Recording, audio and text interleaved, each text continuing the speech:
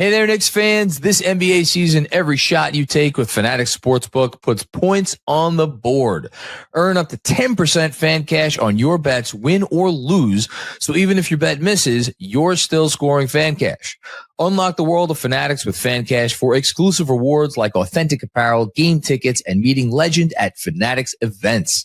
Make the switch and turn every bet into a bucket with FANATICS Sportsbook. Winning hits different here.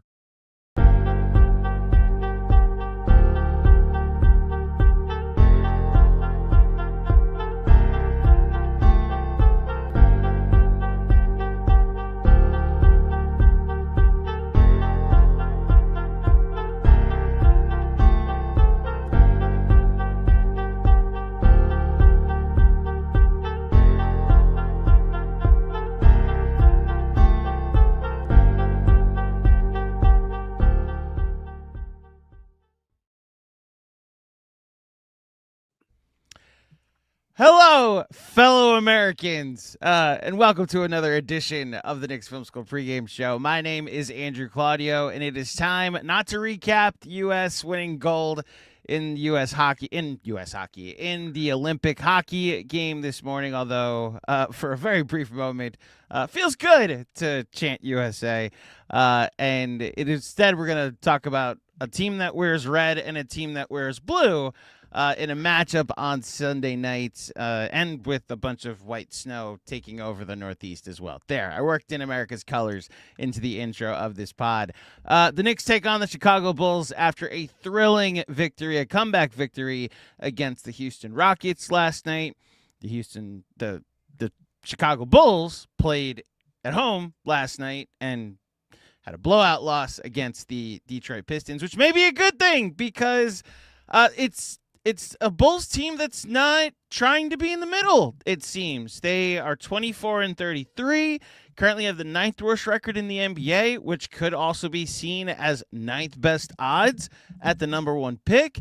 I am very curious to talk about a Bulls team that seems to have found a direction, whether that's a good or bad thing or not. And where do I usually go for the best Bulls insight? You know where that is? It's by bringing on my good friend, Jason Patt, editor-in-chief over at Clutch Points and also the host of the Cash Considerations podcast. Jason, good morning. Well, I guess good midday and good afternoon, and welcome back to Knicks Film School, sir. Yes, thank you for having me. Yeah, it's still morning. It's 11 a.m. Here in the Chicago suburbs. That's right. That's Time changes. That's right. Yeah. Okay. Yeah, so good morning, sir. Yes, thank you. Good morning, good afternoon. Hope you are ready to hunker down for this great blizzard of 2026 out in New York City. Seems brutal. So good luck with that, and let's talk Bulls Knicks. Let's do it. Little behind the scenes. I know we've been texting. I guess I texted you a couple days ago while I was in the friendly confines of, I guess confines is a funny way to say it because it usually is referred to as like Wrigley Field is the friendly confines, right? I was on a beach in Florida when I texted you, are you free Sunday to link up for a pod? Getting back here for a blizzard, it just felt like hustling backwards. Add in the fact that like the forecast kept getting worse. It was like, oh, when we get back, it's gonna be like 2 to 3 inches of snow. Then it became 7 to 8. Then it became like we might get a foot. And now Mamdani's got like the whole city preparing for 2 feet of snow. And it's like, okay, I'll just stay here. And shout out to places that were open last night when I got off the plane, so I could actually get some supplies for this experience.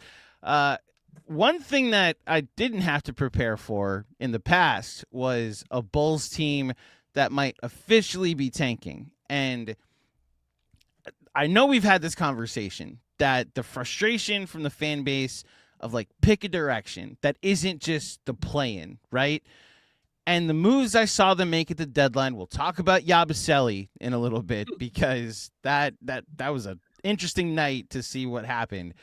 But like they got blown out by Detroit last night. And my thought was, who cares? That's actually good for them in that sense. The vibe in Chicago, tell me, is there actually Is it hope that now we're actually going to try and go a direction toward the top of the lottery odds? I understand there's a whole conversation about tanking going on right now. Or is there like frustration that this season went the way that it did? I guess you could say there's like both. Like, I don't like the moves they made at the deadline. I don't know if they were actually, I mean, you could say they were taking moves like trading Vooch, trading Kobe, trading Io. Like, yeah, definitely taking like a bit of a step back. But like, I don't know if they were actually like, oh yeah, like we're going to totally like fall apart here, which they have absolutely done. I mean, they've lost 8 or 9 in a row now at this point. And yeah, they got smoked by the Pistons last night. They were close for a half, and then they were down by 28 in the fourth quarter, and not even close. But I mean, I am totally fine with these losses. I hope the Knicks beat their brains in tonight. I could see tonight being a weird game, being with both teams on the back-to-back. The Knicks emotional comeback win, like having a letdown on the road. But the Bulls have been awful lately, and again, totally fine with me. But I think there is still some frustration about, I guess, like how things went down and some of the stuff that's been going on like since the deadline. Namely, like first of all, like the Kobe White trade, the Bulls basically lost a second-round pick because Kobe was hurt, and he's still not playing for the Hornets and the Bulls played him like 30 minutes the night before they traded him, even though he's had these this calf issue all like season. So they lost a second-round pick from that, and they should have just traded Kobe last year, and that didn't happen. So like that's frustration over that, and now this like whole weird Jaden Ivey thing that's been going on, where okay, you trade Kevin Huerter for him. Former whatever top 5 pick, whatever he was. All right, like whatever. The Bulls love their young players with experience. They've made like multiple trades for these kind of guys who were disappointing on their first team, who were high lottery picks. Again, they've done it like 4 or 5 times at this point with these guys. And like Ivy, okay, all right, they get him, give him a shot. He's had some injury problems. You hope that he's gonna maybe get some minutes to close the season here, maybe show some promise for the future. So he played a bit before the deadline or before the All-Star break, and then the last game, 2 nights ago, or 2 games ago, whenever it was, he doesn't play at all. And everyone, with Josh Giddey and Trey Jones back, and everyone's like, "Hey man, like what's the deal with Jaden Ivey?" And like Billy didn't coach, but Wes Unseld did because Billy Donovan's dad passed away. R.I.P. him. Yeah. And Unseld's like, "Oh, but basketball decision. I talked to him beforehand." Blah blah. Blah. And then Ivey has these quotes after the game, like talking about like existential quotes about like his career and is talking about knee soreness. And then it comes out, all right, Jaden Ivey goes to get his knee checked out. He misses practice. He's now going to miss 2 weeks. And now it's like, is this guy just like totally cooked? Like, what's the deal here? And he's going to be a restricted free agent. So now it's like, did they just totally trade for like 11, basically? Like, is Jaden Ivey going to be part of this team? So like one of like the, I guess, hopes of the trade deadline was, okay, maybe you like bring in Jaden Ivey and he's able to like work past his injuries and turn into something in the future. And now it's like, I mean, is he going to play a game the rest of the year? So like that, plus the Kobe thing, and plus some of the other like trades they made, which were just kind of like whatever, like in the Yabu trade, it was kind of weird. I mean, Dalen Terry's obviously a nothing, but like Yabu, like, okay, sure. I know the Knicks have been trying to give him away. They made the trade. They got Usman Jang, who's been nothing for the Thunder. They traded him to the Suns, like part of a 3-way deal for Nick Richards. Nick Richards is a veteran big man who stinks. Jalen Duren embarrassed him multiple times yesterday. So like overall, this is a long way of saying like it's good that they're like kind of tanking that as much as they can tank this season, because they can't get much for like higher than whatever 8th, 9th in the lottery with just where things at. They won too many games earlier in the year. So great. Like just please get in the lottery anyway. Like we've seen teams jump in the lottery plenty the last few years, get in the lottery, any chance to move up. Great. But still looking at like the future, it's like what is actually happening here? I didn't even mention Rob Dillingham, who has barely played the last couple games either. Like he was the highlight of the Io trade, and he's barely played the last 2 games, including like he played like 6 like non-garbage time minutes last night. And Billy's all gung-ho about, I want to play my veterans. Like I want to play Colin Sexton over him. I'm going to play Trey Jones big minutes over. I'm going to play Giddey, which I mean, Giddey's fine, whatever. But even like when Anthony Simons, who's hurt now, like he was playing big minutes too. Like Billy's still like coaching and like playing vets to like win games while the Bulls are just stinking it up. And like Rob Dillingham, like again, like Ivy, give him a chance, give him some big minutes here to close the year. And he hasn't played much yet. We'll see if tonight on the back of the back, maybe he'll play a lot more. We'll see if they sit any guys. I don't think they've released their injury report yet. But so like the whole, like, again, it's like glad that they are probably going to be in the lottery and that they could get some luck, but still hate the front office. Still don't think they don't know what they're doing. And like some of these moves are just looking worse and worse with kind of what's been happening since then. So it's like, it's definitely a mixed bag here.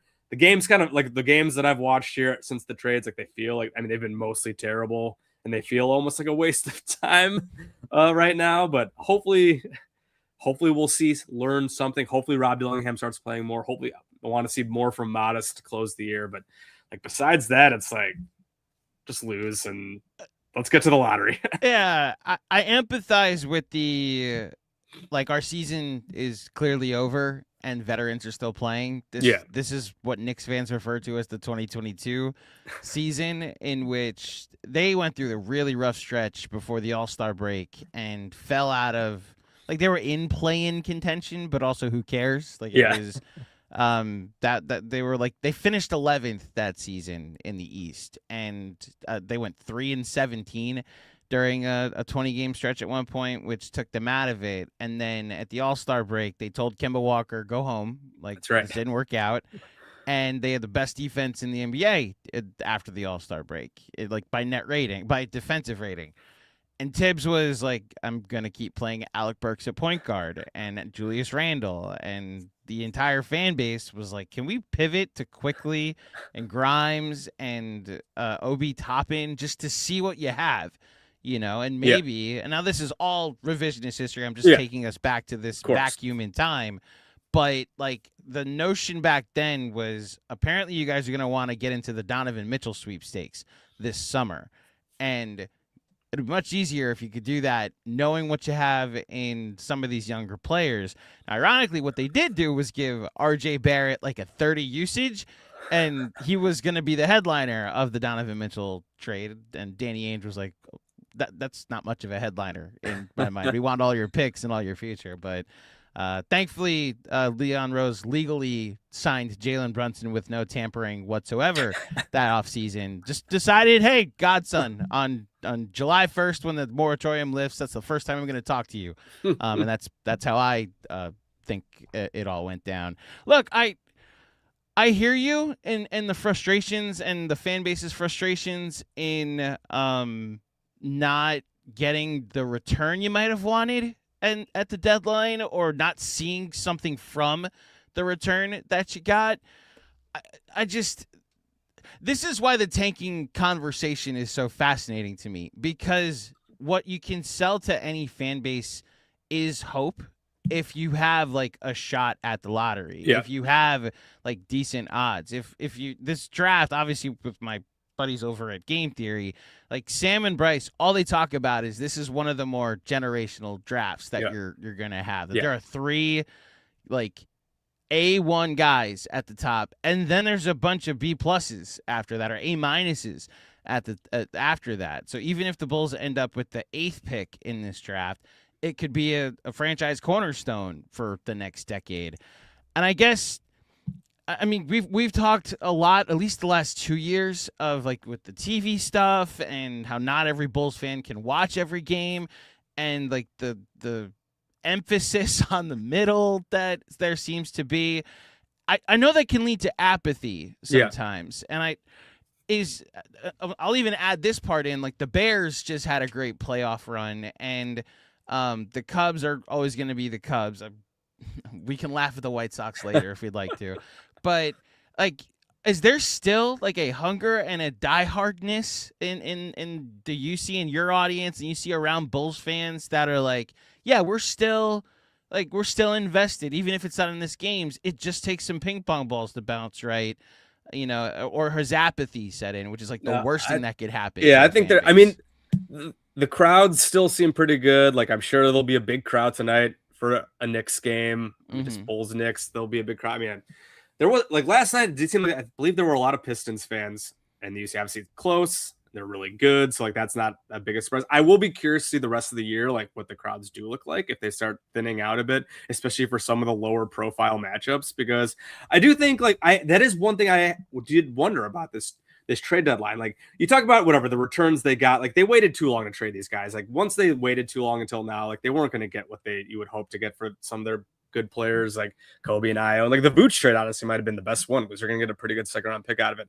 But you trade like Kobe and Io were 2 of their more popular players like Vooch, as much as I like have wanted him to go forever, like pretty big name, like fans know who he is. Like, so trading like all these guys, like I am curious what like the general like casual fan like will think about like all these guys they like don't know, just kind of running around out there throwing the ball around. Like it's like even like this is just like an anecdote. Like my dad, like my in-laws, like when the Bulls were making these trades, they were all like, "What the heck are they doing right now?" So like I do wonder if there will be more general fan apathy. I think a lot of like the diehards are just like, yeah, I mean, like this front office stinks. They should all be They should all be traded. Hopefully they tank the rest of the year. Hopefully you get lucky in the lottery. Great, whatever.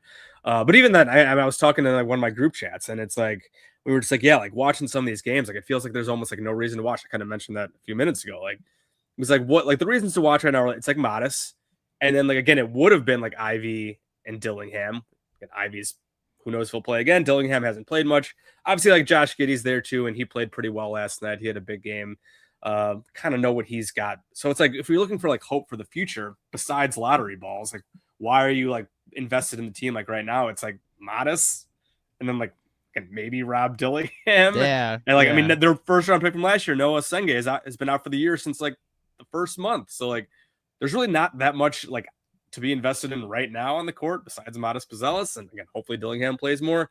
And then yeah, moving forward, like with where the team has been, and if they don't get lottery luck, even if they get like a nice pick, but like not lottery luck, like going into next season, I am curious. And if they don't, like, we'll see what I mean, free agency, they should have cap space, but like if like apathy really sets in next season, I am curious if that could maybe spark changes, whether it's front office, coaching, both, cleaning house. Like it will be interesting to see. I know like whatever.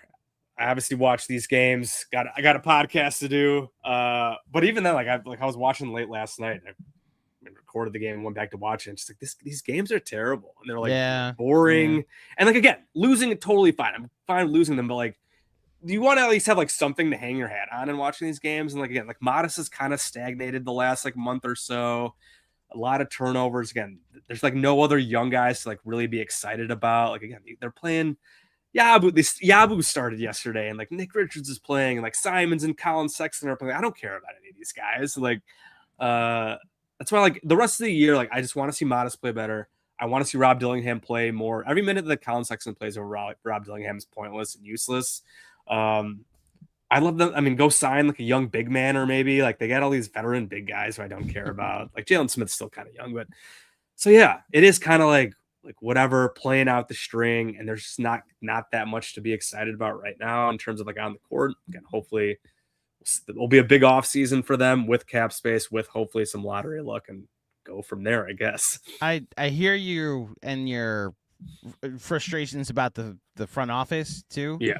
Which is why I want to now talk about the Yabusele trade and the night that it happened. So what we heard for the entire time, once it was very clear Gershon Yabusele and this signing was not going to work out the way the Knicks wanted it. That's been for a while. I know it was bad, basically bad from the start. Right, like from having Chris in the mix at Clutch Points, like they were trying to move him for months, right?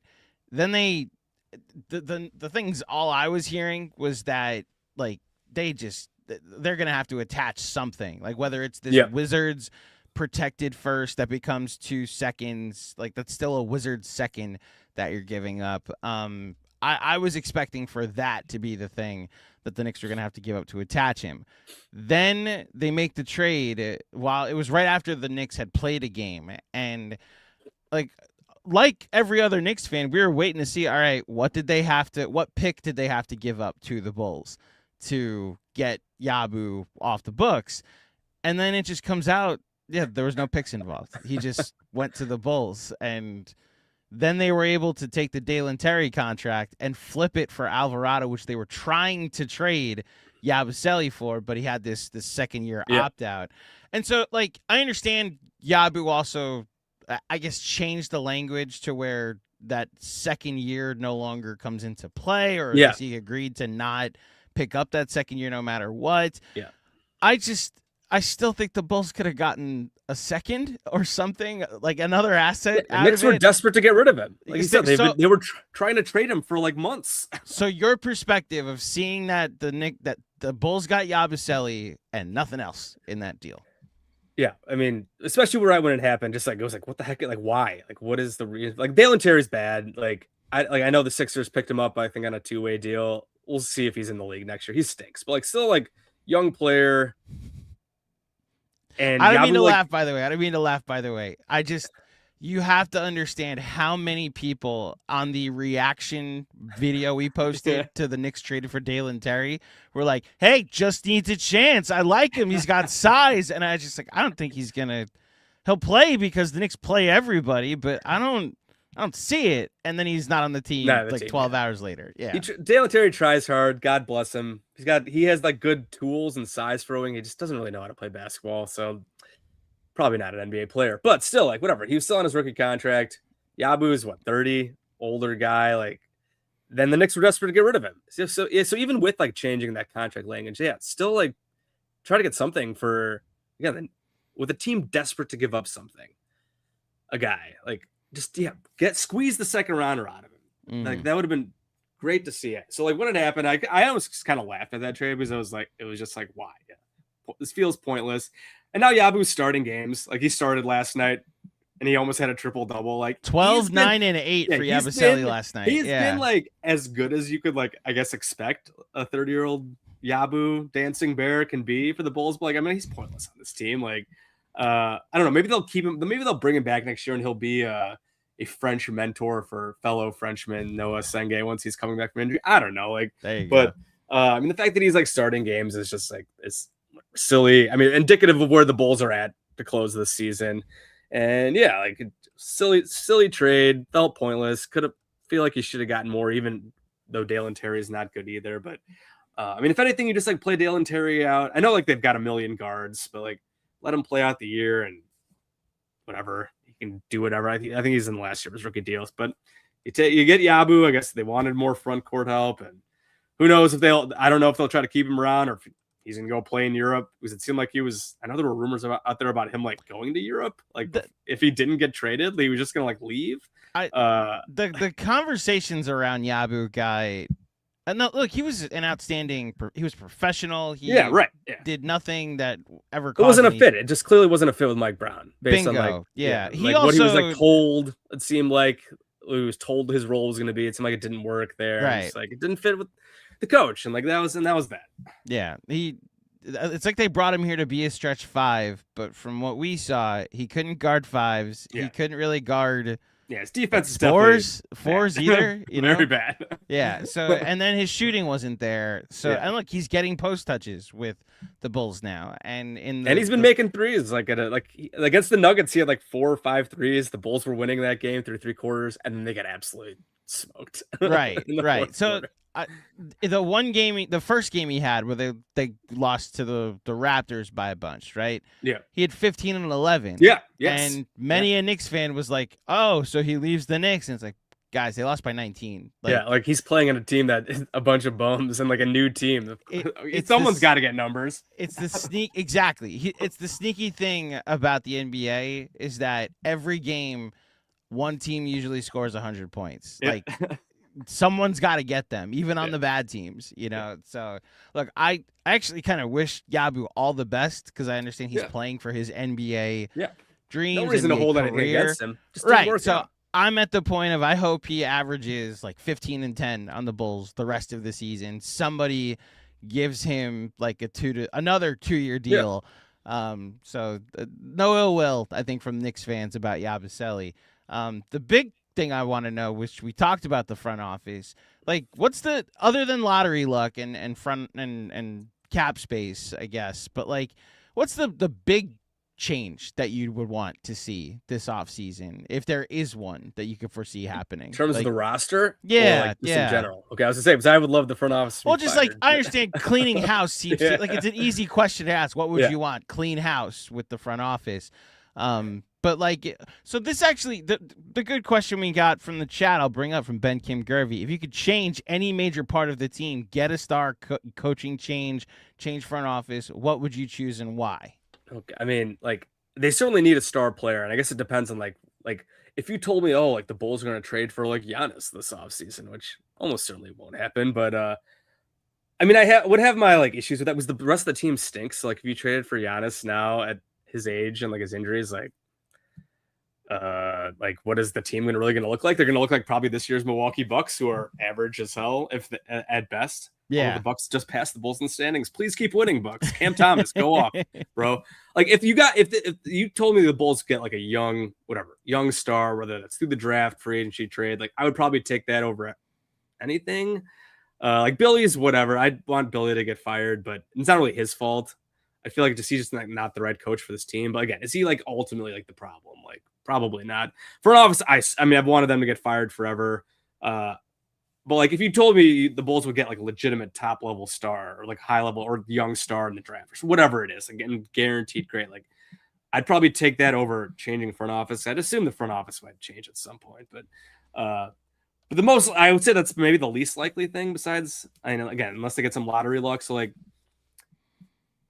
front office and star are probably really close there together. And ultimately, like in terms of like the question that you had kind of tying this together, like what else would I like to see this on? I mean, it does seem like they're going to try to make a play for like young restricted free agents that are out there. Like they certainly could use a big man. Like Walker Kessler is going to be out there, although the Jazz seem to want to keep all those big men together. They may be going for it now. Yeah. So like I don't know. And then like Tari Eason, the Bulls tried to trade for him. It seemed like they were trying to trade Kobe for him. Rockets didn't want it. Like he'll be out there. Like Peyton Watson's before he got hurt was breaking out when Jokic was out. Like those kind of guys. I'm trying to think of who else is out there. I mean, the Bulls were like rumored Benedict Mathurin. I know he's been playing pretty well for the Clippers. I don't know. I feel like he'd be pointless on the Bulls, but all these young guys, they were also rumored to be in trade talks with like Yves Missy for the Pelicans. They need some type of center. They need a young center, and just like young wings too, I guess. So like this cap space they got, like it seems like they're going to try to get in the restricted free agency market. Again, they're going to just throw like some big offer sheets at some guys. So we'll have to see how their cap space actually plays out. So again, that's not necessarily a star. I don't know what other stars might become available this offseason. Again, besides the Giannis thing. And again, I don't think the Bulls will be in on that really. I don't know why he'd want to come here at this point. Obviously, the Knicks will probably be involved with that. Maybe. I guess we'll see. Obviously, he's been one of the teams he's been eyeing for a while. Other than that, I guess you never know like who's going to change teams with some of these guys. I mean, like John Morant. No, I don't think that Bulls shouldn't want to get in on that. Like, the Zion thing has always been hanging over that. Like Sabonis. Like I don't know what other like actual stars the Bulls could like look to get. Yeah. So it seems like with AK's whole like young players with experience thing, like again, it points to the RFA market, and they'll have cap space to maybe make life difficult on some of these teams, these expensive teams that might not be able to again pay or don't want. I'm not gonna say not be able to. Like the Nuggets could match a Peyton Watson offer. Will they actually want to pay that much luxury tax? Probably not. So it seems like he might be again. Some of these guys could be gettable from these veteran teams, and it feels like that's what they'll do. But who knows? Yeah, who knows?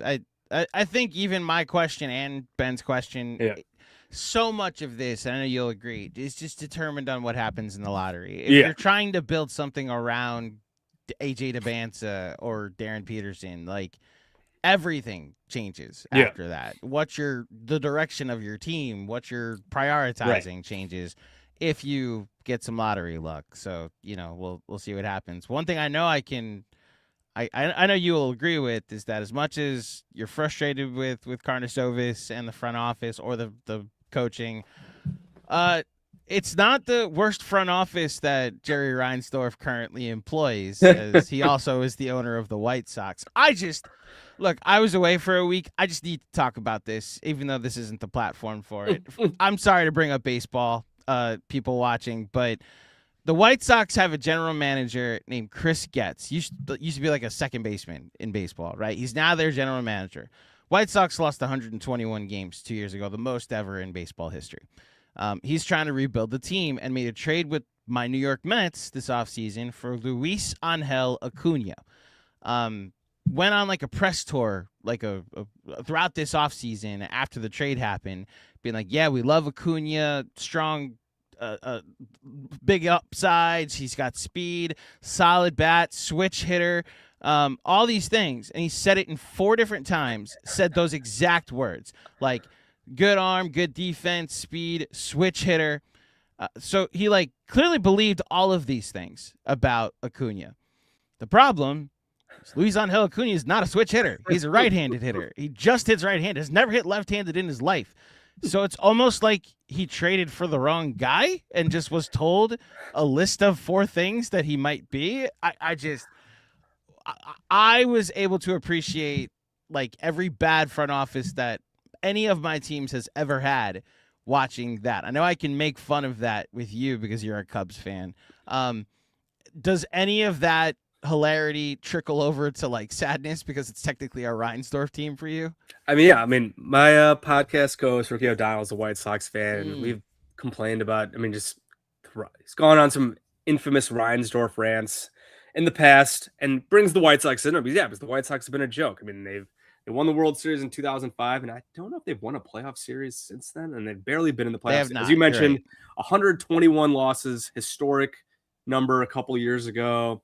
They lost over 100 games last year again. I think they have some decent young players now, but Reinsdorf is just infamously cheap.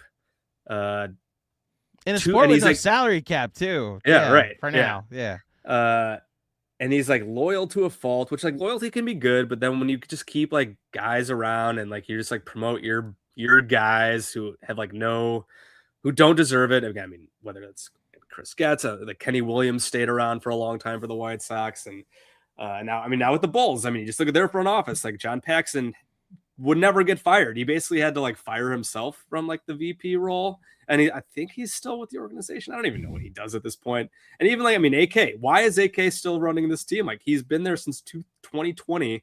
They've won 1 playoff game. Like there's no other team that would keep a lead executive around with this level of success. Like it's ridiculous. And just, I mean, the level, just like so much incompetence, like all about around it. But that's what they do. They probably don't want to fire these guys and pay multiple guys.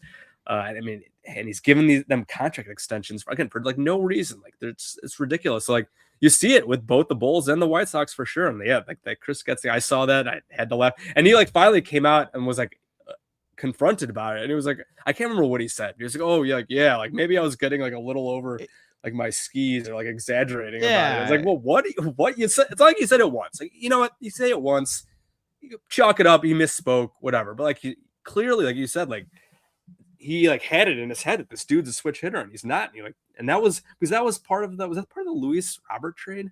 Yes, it was the Luis Robert, and that's like a pretty big trade. Like Luis Robert one of was his best assets. Yeah, exactly. So like to do that, and it's just, I mean, yeah, it's a classic goofy Reinsdorf teamed thing. So yeah, I mean, it fits right there. It's depressing. I would love for them. I know White Sox fans would love for them to sell. I mean, the fans have been chanting it, and I feel like wearing bags in their heads and that whole thing in recent years. And maybe we needed. I think it was was it 2020? I don't know if there was sell the team stuff, like billboards went up, or maybe it was fire Garpax billboards. We need some more billboards to go up in Chicago. Sell the team, sell the teams, plural. Fire AK, whatever it is, needs something to happen there. The fans need to take matters in their own hands. Well, that's the sneaky thing about, at least from my perspective, in the Chicago sports scene, because like what's happening with the Bears stadium, like that to me is like you can't take the Chicago Bears out of Chicago. That's just me personally. But like the sneaky thing about the ownership in those two spots, both the Reinsdorf teams with the Bulls and White Sox, as well as the Bears potentially moving to Indiana. Like ownership at the end of the day is the thing that plagues this specific thing.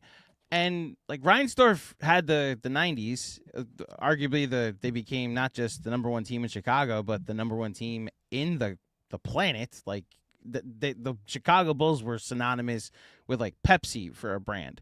And now, I texted you in the rundown, like they might be the 3rd team in Chicago now, and for him to squander that like cred is just not. It's indefensible. So yeah. I feel for anyone that is frustrated with the ownership. Obviously, the Dolan has gone through the ringer, and I hope he continues to focus on the Backstreet Boys globe in Vegas. And it's like, focus on that, man. It seems to be working out. Speaking of the Knicks, hold on. There's actually a follow-up from Ben. Paolo would be the one that scares me most. If that's a potential trade that the Bulls explore. Like, say you hit in the lottery and then you get Paolo, and there you pair those two. Does that entice you at all? Paolo's like weird. I don't know how I feel about him. He's good, obviously, but the Magic have been so blah. He's obviously missed a lot. I mean, they've had a lot of injuries in general. I don't know about his just like, I don't know, his style. He's not a good shooter. Like, he seems like a second tier star who I would not be thrilled to like give up a crap ton for. Especially if you're trying to like build your team, say with like Paolo and Giddey. I mean, I guess if you hit in the lottery and like get him, I guess I'm not sure what that would end up looking like how they would try to build that team around him. But I don't think the Magic would look to give him up yet. I think that they're going to try to run that a few more years. They really have had a lot of injuries, and it's been just like a weird. Maybe they try a new coach first as well.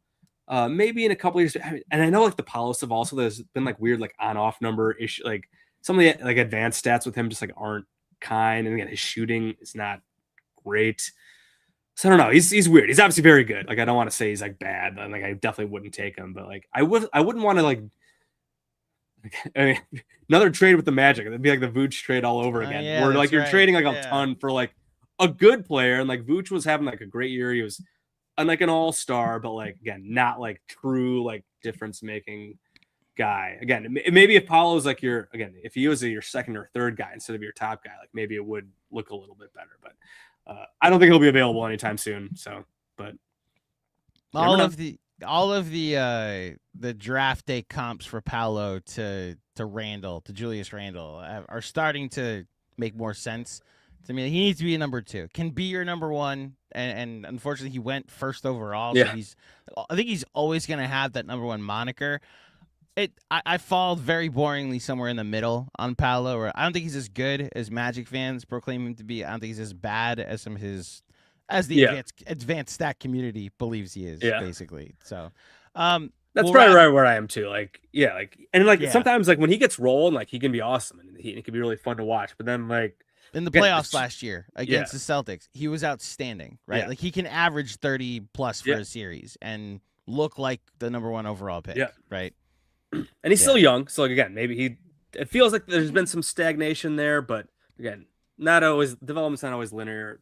Hopefully he can figure it out together. Because that Magic team, I had such high hopes for them this year. I thought they were going to be just awesome after the Bane trade, and just kind of gone again. The injury stuff and just like fit from the start just like hasn't seemed to have worked out. Yeah. We usually wrap or have a conversation where I turn the pod over to my guest. Been a while since we've talked. In fact, the last time we spoke, we were linking up at the first inflection point where the Knicks season ended on Game 5 of the season. I don't even think it's a running bit at this point. Some people, some Knicks fans, some that may also be the primary host of this network, may declare the season over at certain points of the season. The first time it was declared over was when they fell to 2-3 after losing to the Chicago Bulls because they had this great offense and the Knicks couldn't stop anybody and they fired Tibbs too soon. It's been a lot has happened since then, Jason. The Bulls were 5-0 after that game, if you recall. I remember that was this is real. Wow. So wait a minute. The Bulls are 19-33 since that win again. That is sorry correct. To bring it up. I just did the math. I just clicked in my head. All good, yeah. Do you have a Knicks question? For I usually turn the pot over to my guest at this point. What is your biggest Knicks question? I mean, it's got. I got a couple things when I was just like kind of reading about the game last night and just like in general. Like obviously they struggled a bit since the NBA Cup. I think they've turned it around since then. I know that they got smoked. I know the Pistons have just beaten the living daylights out of them all season. But I guess you just like the cat thing seems like just a big talking point. Like I don't know. I saw a clip of him and like Shaq going back and forth last night. I mean, Shaq, like he needs his big men to dominate, and Cat's like, oh no, like winning is all that matters, and Shaq's like, no, you got to dominate, man. You got to be the thing. That you got to be the guy. Them win. Yeah. I mean, but just like in general, I mean, it does seem like a question. Was his numbers have gone down? in this system, and like, can Cat be that guy when it matters? And then I saw yesterday, it seems like Mikal Bridges has gotten benched late in games the last couple games. I know like Alvarado and was it Shamet closed last night? Yeah, is that right? Alvarado, Like Alvarado's been Shamet, awesome. It yeah. seems like I mean, that is kind of big. I mean, the Cat thing is just like huge. Like what's the deal there, and how does he perform the rest of the year and into the playoffs? And yeah, I mean, I guess just like how do you, especially after the Alvarado move, like, and if he is going to be the spark, like, yeah, who's going to be closing games for them when it really matters? So I think the beauty of this season, with respect to our mutual admiration for Tom Thibodeau, the thing that's really borne out this season is that Mike Brown's going to close with the best five. He has no allegiance to any player because he came in this year. Obviously, Jalen Brunson, you have an allegiance to the best player, especially when his dad's your assistant coach. But like, he has no real allegiances. He will go with a good lineup that's working, a good matchup. Karl-Anthony Towns hasn't closed. If they need stops down the stretch, they'll go with like Mitchell Robinson at the 5. He did it once against Philadelphia, and it was like the most I've loved Mike Brown all season. He went to Anunoby at the 5, and it was like, oh my gosh, we're closing small. Like, this is what I've been begging for the team to do for years. And look, the Josh Hart conversation is just forever going to be one of the most polarizing things in the Knicks fandom, because there are times where he will combat how teams guard him, and it's like, this is why you love Josh Hart. Like, he's shooting over 40% for 3 this season. I think he's shooting around 40% from 3 this season. He is like dedicated himself to make his threes this year. Still doesn't shoot enough. They still don't guard him like a shooter, but like, he has done things to make teams pay. Last night, the game you're referring to, it wasn't just that Mikal Bridges, who has been benched several times down the stretch this season. I don't know if it's just that as a fourth option, that's like what he is, and the Knicks found out after they made a 5-pick trade that they traded all that for a fourth option. But like, it was also Josh Hart that got benched down the stretch, and the Knicks went 5 out. It was Cat and 4. It was like, this is something that Tibbs really never did, because Josh Hart doesn't get guarded like a shooter. So you were able to see Cat plus 4 shooters or Brunson plus 4 defenders, which is going to be the formula and how it makes it work. Shout out to Sean with the W for like highlighting that. But like, we've been all collectively saying that's the formula. Like, go to these 2 different types of lineups. If you want that starting 5 to be the same, as long as it's not bleeding points, you can. But then you have 2 other styles of lineups in that work, whether it's Brunson plus 4 defenders, Cat plus 4 shooters, that should be able to create leads and to build advantages. Your guess is as good as mine with Karl-Anthony Towns in which place to point the blame at, which place to put which direction. You want to say it's on the coach? Okay. Yeah, I don't think Mike Brown has coached him well this year, has given him much of an opportunity to be what he was last year. You want to say Karl-Anthony Towns is 30. And like, this is what happens when you're that size and you lose some of your explosiveness. And like the Shaq conversation you're talking about last night, like, Shaq never had the shooting gravity that Cat had, but Shaq largely dominated because of his talent. And this is what Kenny was saying during that conversation. Karl-Anthony Towns has largely dominated or been successful because of his talent, and has never had to like dominate in the way that Shaq was and was able to dominate. So your guess is as good as mine. With we were joking around. I know former Bull Andre Drummond, right? Like, I was calling him Karl-Anthony Drummond for like a week and a half, because he was averaging 14 and 13 for a 13-game stretch that the Knicks were 10-3 in. So I was like, all right, they're good now, but they're not calling plays for Cat. So the Detroit game seemed to really highlight that. And since the second half of the Detroit game, he's got 48 points or 43 points. So, maybe something clicked. Then we'll see what happens against the Bulls tonight. Yeah. We'll see. I mean, the Knicks, the East is crap, but it's fascinating though, because like, the Pistons are obviously awesome. The Pistons do seem to pose a very big problem for the Knicks, and they had the series last year. Pistons arguably could have won that series. I know there was that whole controversial play, and they look really good, but I mean, they still need to. I guess they still need to show it. They haven't won a playoff series. Like, they still need to show it. And like, the Cavs look really good now. The Celtics, we'll see. But I mean, the Knicks are still right there. They're obviously still so talented. It's like, definitely be. I mean, it's really interesting to see how these East playoffs play out.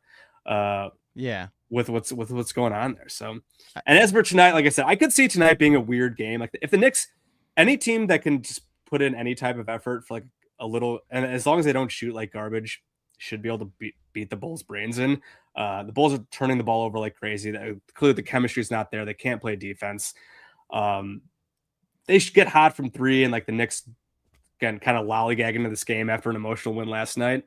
I could see a weird outcome happening, but again, if you play if the Knicks bother playing for like a couple quarters and don't shoot like 10% from three, I think they should probably win pretty easily. But again, the back-to-backs can be weird, especially with travel. And again, the game last night was such a crazy emotional game. Like, I could see tonight just being a natural letdown. Like, oh, we're playing the tanking Bulls who've been awful, and like we just played our ass off in this game last night. It's like, definitely, I think there is letdown material or letdown potential here. Yeah. But if the Knicks, again, if they show like any type of competent effort for like, again, even like a couple of quarters, I feel like they should win going away, barring like just some like crazy outlier shooting, which can happen. Like, sometimes stuff happens in a make or miss league, but like again, like, as long as they have some type of focus, level of focus and intensity for a decent amount of the game, they should win tonight. My hope, and I mean this in full respect, Jason, because like I don't hate the Bulls at this point in my life. My hope is that the Knicks take this as seriously as they did the Wizards game from 2.5 weeks ago. They went up 26-8 in the first like 5 minutes, and then the game it never went below 15. Yeah, I mean, that'd be the best way to do it. Just like come out, deliver a kill shot right away, and then you just cruise the rest of the way. Exactly. Yeah. Instead of lollygagging around and like having to like whatever go hard. I mean, that's kind of what the Pistons did yesterday. Again, they had like played around for a half, and in the third quarter was just like, all right, like, we've had enough of this, and we're going to score 45 points in the third quarter and just completely lock down. But I mean, delivering the kill shot on the second of a back-to-back early would be ideal. Get your guys some rest. We'll see. Like I said, I was checking the injury reports. I have not seen Mitchell Robinson's name will pop up there, of course. Report. Like, so yeah.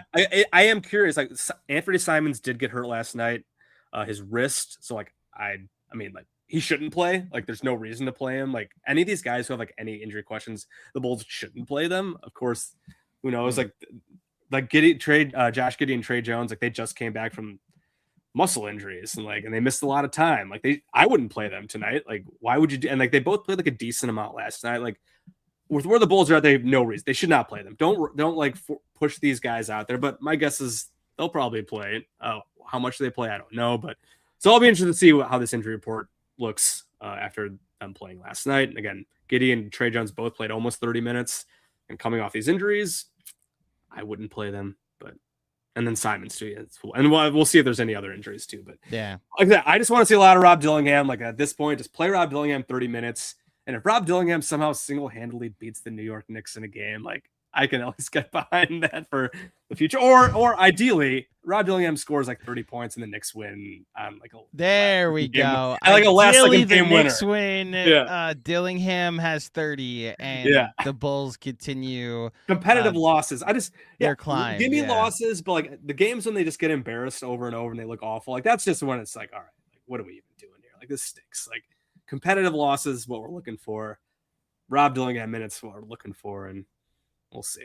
Well, I wish you the most competitive loss of your season tonight, Jason. And for your sake, I'd honestly, if the Knicks, I guess, win by 30, I wouldn't really care either. It'd be as long as Rob Dillingham plays big. It's the Washington game I'm referring to. I watched Wonder Man in the second half. Like, it was that that game was so over that I was like, oh, I turned to my wife, you want to watch an episode before I have to go help with the post game? So I need to watch the finale of that. I've watched the first, I think, 7. Is there 8 episodes of that, right? It's 8. I've watched the first 5, and then the trade deadline week happened, and I haven't been able to return to any type of television schedule outside of Night of the Seven Kingdoms, which tonight is the finale that we will have to miss because the Knicks are playing the Bulls. So I will probably be watching the finale. Well, that's true. There you go. That's the episode we can watch if it's a blowout tonight. There you go. Exactly. Yeah, I mean, they are late episode. They are later. So like Knicks take care of business. You could watch Night of the Seven Kingdoms live. Okay. Even if the game's close, I'll record. I record. Well, yeah, this is where HBO Max or Go or whatever it's called, HBO TV now allows you to do that. But listen, we now have an objective for the Knicks and the Bulls. Let us watch Night of the Seven Kingdoms in the second half, and everything will be okay. Jason, it is always good to see you. Before you get out of here, between Clutch Points and your podcast, please let people know where they can find you and all of your work. Yeah, podcasts, Cash Considerations. I mentioned my co-host, Ricky O'Donnell. We finally had a busy trade deadline, so we had a bunch of trades to talk about. We haven't potted in a while, but we'll do something this week after these recent games and the Jaden Ivey debacle. So, yeah, there's that. And then Clutch Points. I don't really do much Clutch Points because I more just run the show there. But please check out Clutch Points. We got tons of great NBA stuff. You mentioned Chris does Knicks coverage over there, and Chris and Drew tag team Knicks coverage over at Clutch Points. And again, tons of just great NBA stuff and sports stuff in general over there. So, yeah, that's pretty much it. There you go. Jason, as always, it's good to see you and always good to laugh at the Chicago White Sox.